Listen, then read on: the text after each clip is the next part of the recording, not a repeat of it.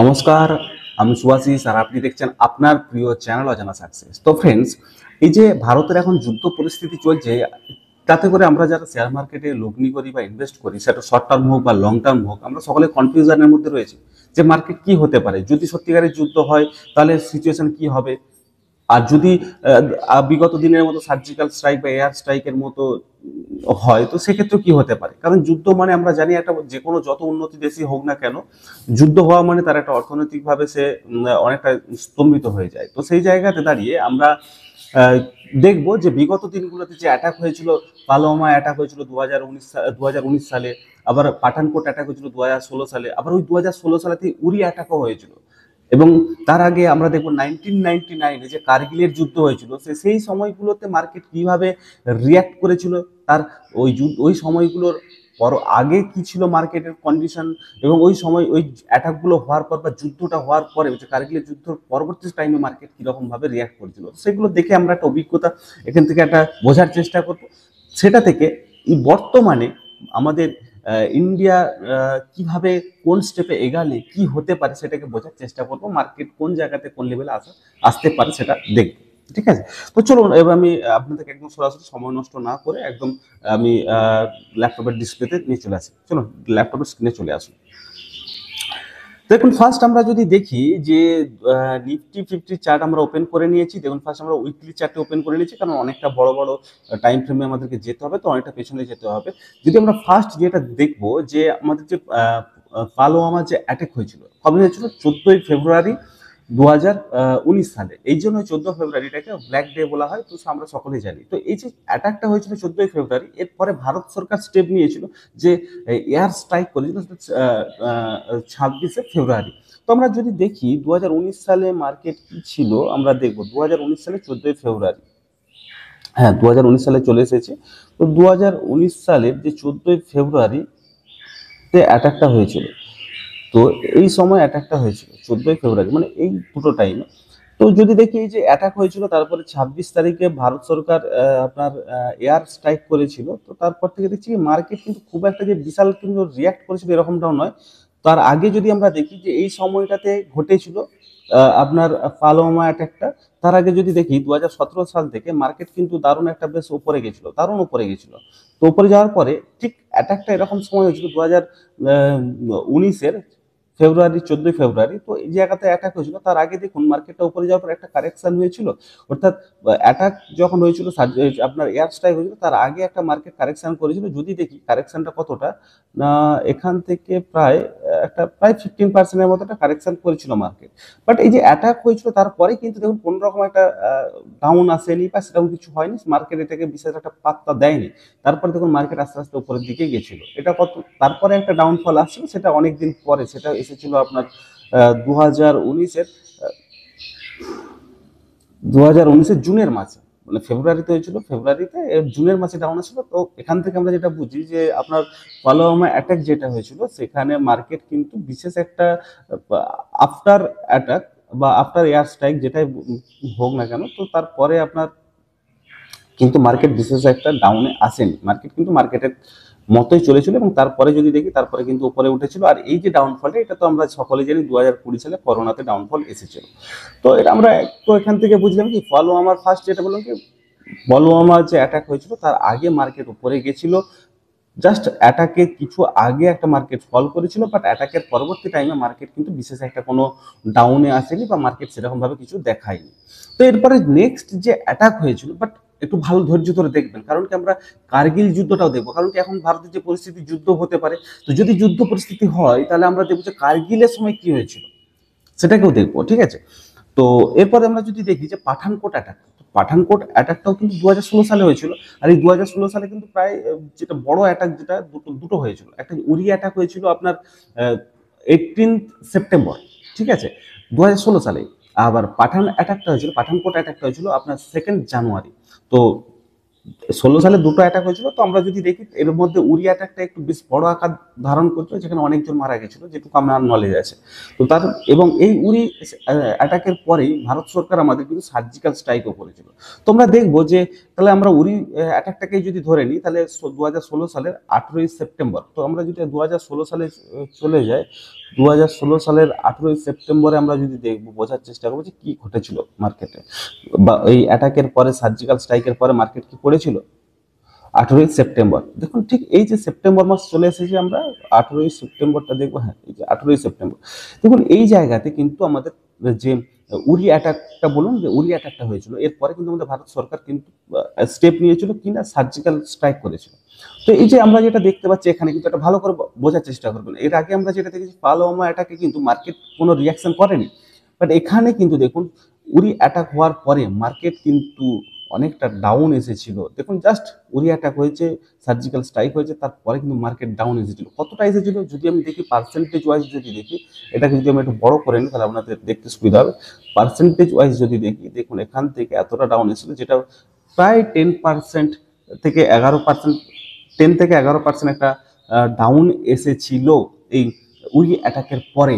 এবার আমরা যদি দেখি এই যে উরি অ্যাটাকের আগে মার্কেটের সিচুয়েশন কেমন ছিল, দেখুন উরি অ্যাটাকের আগে জাস্ট একটা, সরি, এখান থেকে আমরা যদি দেখি মার্কেট কিন্তু অনেকটা উঠেছিল, গেছিল, বাট 2015 সালের পর থেকে মার্কেট কিন্তু ডাউন ডাউন ডাউন ডাউন করে 2015 সাল থেকে 16 সাল পর্যন্ত পুরোই ডাউনে ছিল, ডাউনে ছিল।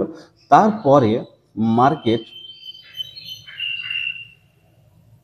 তারপরে দেখুন মার্কেট 2016 সাল আসলো, 16 সাল থেকে একটুখানি রিকভারি করা স্টার্ট করলো, আস্তে আস্তে উপরের দিকে গেল, আর এই জায়গাতে আসলো আমাদের উরি অ্যাটাক, তারপরে মার্কেট আবার ডাউন। তার মানে এখান থেকে আমরা একটা কি বুঝছি না, মার্কেটটা উরি অ্যাটাকের আগে ডাউনের দিকেই ছিল, তারপরে একটু রিকভারি করার চেষ্টা করছিল, আর সেই সময় উরি অ্যাটাক হয়েছিল, যেই কারণে মার্কেট কিন্তু আবার একটা 10% থেকে 11% ডাউনে চলে আসে। এবং তার পরবর্তী সময় কি হয় দেখি, তার পরবর্তী সময় মার্কেট আসার পর একটা জায়গাতে স্ট্যাগ হয়, প্রায় 2-4 মাস টাইম নেয়। 2-4 মাস টাইম নেওয়ার পর মার্কেট কিন্তু আবার একটা বড় র্যালি দেয়, আবার একটা বড় র্যালি দেয়। দেখুন যদি র্যালিটাকে দেখি, আমি র্যালিটার পার্সেন্টেজটা যদি দেখি, দেখুন উরি অ্যাটাকের পরে 10% ডাউনে আসার পরে মার্কেট যে র্যালিটা দিয়েছিল, সেই র্যালিটা যদি দেখি আমি, সরি দাঁড়ান, তো যে র্যালিটা দিয়েছিল এখান থেকে প্রায় প্রায় নানা করে আপনার প্রায় 40%-এর মতো একটা র্যালি দিয়েছে। তো এখান থেকে আমরা একটা জিনিস বুঝতে পারলাম যে দু রকম দেখলাম, যে পালোয়ামা অ্যাটাকে কি হয়েছিল, মার্কেট একটা ডাউনে এসেছিল, আসার পরে মার্কেটটা যখন আপনার অ্যাটাক হলো, তারপরে কিন্তু মার্কেট বিশেষ একটা রিয়াকশন করেন। বাট এই যে আর তারপরে আমরা উরি অ্যাটাক দেখছি, উরি অ্যাটাকে মার্কেট একটা ডাউনেই ছিল, তারপরে একটু রিকভারি করার চেষ্টা করলো, আর সেই জায়গাতে আসার পরেই একটা কিন্তু অ্যাটাক হলো, যেখান থেকে একদম ইনস্ট্যান্ট 10% থেকে 11% একটা ডাউনফল আসলো, তারপরে ফের মার্কেট উপরে দিয়ে গেল, 2-3 মাস টাইম নিয়েছিল। তো এরপরে আমরা যদি দেখি যে যেটা বড় জিনিস, যেটা আমাদেরকে বুঝতে হবে, যে কার্গিল যুদ্ধ, কার্গিলের যে যুদ্ধ 1999 সালে হয়েছিল, ওটা 1999-এ, যেটা 2 মাস 3 সপ্তাহ 2 দিন, অর্থাৎ প্রায় 3 সপ্তাহ ধরে যুদ্ধটা চলেছিল। তো সেখানে প্রচুর ক্ষয়ক্ষতি হয়েছিল ইকোনমিক্যালি, সব দিক থেকে। তো সেই সময় কিরকম মার্কেটের পরিস্থিতি কি ছিল, মার্কেট কিরকম রিয়াক্ট করছে, সেটা আমাদেরকে বুঝতে হবে, কারণ এখনের যে পরিস্থিতি সেটাও কিন্তু যুদ্ধ পরিস্থিতি। যদি যুদ্ধ হয় তাহলে কার্গিলের সাথে আমরা এটাকে রিলেট করতে পারবো বা চেষ্টা করবো। তো চলুন দেখা যাক কার্গিলের সময় কি হয়েছিল 1999-এ। তো 1999-এ যদি আমরা চলে যাই তাহলে দেখতে পাবো কার্গিল আমাদেরকে কি দেখাতে চাইছে, বা কি আমরা কার্গিলের যুদ্ধের সময় চার্ট দেখে আমরা কি শিখতে পারছি বা কি নলেজ গেইন করতে পারছি। যেমন কার্গিলের যুদ্ধ যেটা হয়েছিল, এই যে আমরা 1999-এ চলে এসেছি, 1999 সাল, এবং কার্গিলের যুদ্ধ হয়েছিল 3রা মে, অর্থাৎ এই যে মে মাস থেকে আপনার যুদ্ধ চলেছিল 26শে জুলাই। 26শে জুলাই দেখুন এই টাইমটা পর্যন্ত আমি একটা ইয়েলো লাইন ড্র করে দিচ্ছি যাতে আপনাদের বুঝতে সুবিধা হয়। তো এই সময়ে আমরা একটা জিনিস, এখানে একটা খুবই ব্যতিক্রমী জিনিস রয়েছে, কার্গিলের যুদ্ধ এদিকে চলছে অথচ মার্কেটও বাড়ছে। কার্গিলের যুদ্ধ স্টার্ট হয়েছে এখান থেকে, কার্গিলের যুদ্ধ চলছে, দেখুন মার্কেটও অলরেডি বেড়ে বেড়ে যাচ্ছে। তো এখানটাতে একটা বেশ আমরা যেটা ভাবি যুদ্ধ হচ্ছে, মার্কেট পড়ে গেছে, অনেক কিছু হয়েছে, বাট কিন্তু এখানটাতে হয়নি। কিন্তু এটা অস্বাভাবিক ব্যাপার, সাধারণত যখন যুদ্ধ হয় মার্কেট একটা থমকে যাওয়ার মতন পরিস্থিতি থাকে। তো চলুন এবার কার্গিলের যে যুদ্ধটার সময় আমরা দেখবো তার আগের পরিস্থিতি কি ছিল মার্কেটের, কারণ একটা সিচুয়েশন যে ঘটছে না, তার আগে এবং পরের সিচুয়েশনটা আমাদেরকে বুঝতে হবে, তবে কিন্তু আমরা একটা জিনিসকে অ্যানালাইসিস করতে পারবো। তো আমরা যদি দেখি কার্গিলের যুদ্ধ হয়েছিল এই সময়টাতে, তার আগে বেশ দীর্ঘ সময় ধরে দেখুন এখানটাতে মার্কেট কিন্তু দীর্ঘ সময়, এটা আমরা দেখছি 1992 সাল থেকে। দেখুন 1992 সাল থেকে 1999 সাল পর্যন্ত একটা কনফিউশন, একটা রেঞ্জ বাউন্ড স্টেজের মধ্যে মার্কেট ছিল। দেখুন আসলো উপরে, নিচে নামলো, উপরে গেল, আবার নিচে নামলো, উপরে গেল, নিচে নামলো, উপরে গেল, এইভাবে না একটা পুরো একটা রেঞ্জ বাউন্ড সিচুয়েশনে ছিল। এই রেঞ্জ বাউন্ড সিচুয়েশনে বেশ 2092 সাল থেকে আপনার পুরো 1999 সাল পর্যন্ত চললো। তারপরে গিয়ে এখানে কার্গিলের যুদ্ধ হলো। এবার ধরুন কার্গিলের যুদ্ধ তো হট করে হয়নি, হঠাৎ করে হয়নি, তার আগে অনেক কিছু ঘটেছে, তারপরে আস্তে আস্তে যুদ্ধ শুরু হয়েছে।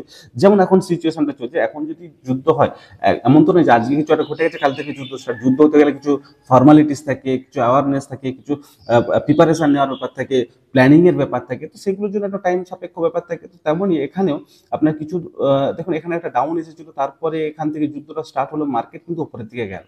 বাট একটা জিনিস আমরা বুঝতে পারলাম যে এই যে কার্গিলের যুদ্ধের আগে প্রায় 7 বছর ধরে মার্কেট কিন্তু একটা কনসলিডেশন মোডে ছিল। এটা ইম্পর্টেন্ট। এবার আমরা যদি দেখি কার্গিলের যুদ্ধের পরে কি ঘটলো, দেখুন কার্গিলের যুদ্ধের পরে মার্কেটটা বেশ উপরের দিকে উঠেছিল। মার্কেট কিন্তু ওপর আপ ডাউন করতে করতে উপরেই গেছিল। দেখুন আপে গেছিল, একটু ডাউন, তারপর আবার গেল, আবার একটু ডাউন, এইভাবে কিন্তু আলটিমেট ওপরে গেছিল। হুম। তারপরে দেখুন কি হলো, মার্কেটটা থমকে গেল, এখানটাতে আসার পর মার্কেট আবার ফল করলো। তো এখান থেকে আমরা একটা জিনিস বুঝতে পারছি যে কার্গিলের যুদ্ধের সময় হয়তো মার্কেট উপরে গেলেও পরবর্তী টাইমে কি হয়েছিল, এই যে ধরুন ইকোনমিকের উপর একটা প্রেসার আসে, ইকোনমিক স্তব্ধ হয়ে যায়, ওর বিভিন্ন খাতে যে টাকা পয়সাগুলো থাকে সেগুলো তো সব যুদ্ধের সময় তো যুদ্ধ ডিফেন্স সেক্টরে চলে যায়। তো সেগুলো তো সাধারণত কি হয়, এই যে পরবর্তী টাইমে এটা তখন থমকে যাওয়ার মতো মার্কেট তৈরি হলো, মার্কেট কিন্তু বেশ দেখুন অনেকটা নিচে আসলো। তারপর আমরা যদি দেখি যে এখান থেকে যদি ডাউনফলটাকে দেখি পার্সেন্টেজ ওয়াইজ, তো দেখতে পাবো দেখুন প্রায় 50% মার্কেট কিন্তু পড়ে গেছিল, প্রায় 50% মার্কেট পড়ে গেছিল আফটার কার্গিলের যুদ্ধ। বারবার, বাট এখানে একটা ভালো জিনিস দেখুন, এখানটাতে আসার পর বারবার একটা জায়গাতে স্ট্যাক দিচ্ছিল, আবার একটা কনসলিডেশন স্টার্ট করলো, বাট তারপরে আবার একটা দুর্ধর্ষ র্যালি দিল, একটা দারুণ র্যালি দিল। তো এখান থেকে আমরা একটা জিনিস বুঝতে পারছি যে যদি যুদ্ধ হয় তাহলে হয়তো সাথে সাথে যদি মার্কেট নাও পড়ে, মার্কেট কিন্তু পড়ার চান্স একটা থাকছে। আর যদি কোনো সার্জিক্যাল স্ট্রাইক বা এয়ার স্ট্রাইকের মতো হয় তাহলে হয়তো মার্কেট অল্প কারেকশন করে ফের সেখান থেকে রিকভারি করবে। তো চলুন এই যে অভিজ্ঞতাগুলো হলো বা এই যে অতীতের আমরা জিনিসগুলো দেখলাম, তার ভিত্তিতে আমরা যদি এখন বর্তমানে কি হতে পারে সেটাকে আমরা যদি দেখি, তাহলে আমরা একটা আইডিয়া করার চেষ্টা করবো যে এখন কি হতে পারে। আর সেই অনুযায়ী আমি অ্যানালাইসিস করে একটা জোন ড্র করেছি, যে জোন অনুযায়ী আমরা দেখবো, আমি দেখাচ্ছি আপনাদের যে আমার অ্যানালাইসিস কি বলছে। সে দেখুন দুটো পরিস্থিতি হতে পারে, এখনের যে পরিস্থিতি দাঁড়িয়ে আছে সেই পরিস্থিতি অনুযায়ী এখন দুটো পরিস্থিতি হতে পারে। এক, দেখুন যুদ্ধ হব হব বলছে, কেউ জানে না, আপনিও জানেন না, আমিও জানি না, কেউ জানে না আদৌ যুদ্ধ হবে কি হবে না। যদি মিটে যায় তাহলেও ভালো, তাহলে অবশ্যই ভালো, কারণ অনেক সেনা রয়েছে, অনেকের প্রাণ প্রাণ মানে অনেকের প্রচুর ক্ষয়ক্ষতি হবে, অনেকে মারা যাবে, অনেকে প্রচুর ক্ষয়ক্ষতি হবে, ইকোনমিক্যালি বিশাল মানে ঝামেলার মানে মানে ভারী পড়বে। তো মেন মুদ্রা কথা যেটা, কিন্তু সিচুয়েশন এমন এমন তৈরি হয় যেখানে পিছিয়ে আসাও যায় না, সেক্ষেত্রে নিজেদেরকে দেখাতে হয়। তো চলুন সেগুলো এর ব্যাপার। আমি দুটো জিনিস যেটা বলবো যেটা কি, এখন যে সিচুয়েশন দাঁড়িয়েছে এখান থেকে যুদ্ধ হতেও পারে, আবার নাও হতে পারে। যেমন সার্জিক্যাল স্ট্রাইক, এয়ার স্ট্রাইকের মতো কিছু হয়ে যেতে পারে, মানে ওটাই হবে বলছি না, বাট ওই রকমের মতো কিছু একটা হবে।